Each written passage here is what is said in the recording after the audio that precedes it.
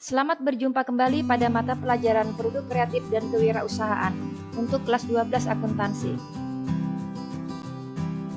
Video pembelajaran ini berisi materi untuk kompetensi dasar 310, menganalisis laporan keuangan sederhana. Adapun hal-hal yang akan diuraikan pada laporan keuangan sederhana ini meliputi pengertian, fungsi, dan jenis-jenis laporan keuangan.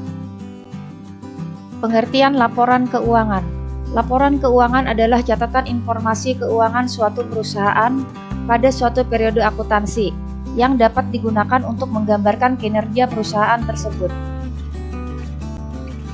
Fungsi atau manfaat laporan keuangan adalah sebagai berikut. 1. Sebagai alat evaluasi atas kinerja perusahaan. 2. Sebagai alat dalam pengambilan keputusan.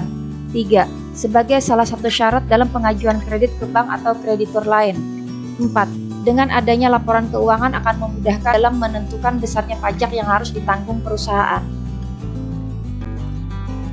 Jenis-jenis laporan keuangan terdiri dari laporan posisi keuangan atau neraca, laporan laba rugi, laporan perubahan ekuitas, laporan perubahan posisi keuangan, dan catatan atas laporan keuangan.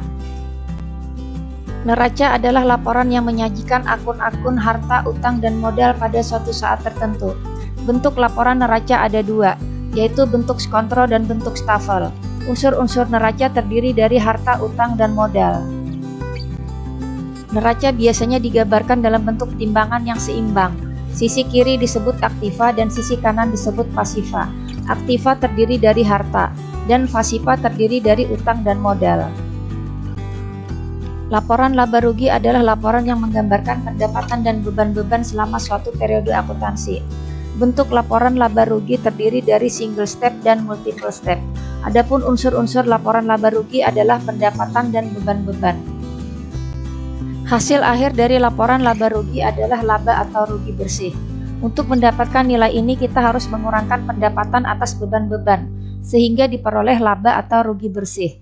Laba apabila pendapatan lebih besar dari beban-beban, dan sebaliknya rugi apabila pendapatan lebih kecil dari beban-beban. Laporan perubahan ekuitas adalah laporan yang menyajikan perubahan dalam ekuitas pemilik untuk periode waktu tertentu. Unsur-unsur laporan perubahan ekuitas: modal awal, laba rugi, pripe, dan modal akhir. Penyusunan laporan perubahan ekuitas adalah untuk menentukan modal akhir.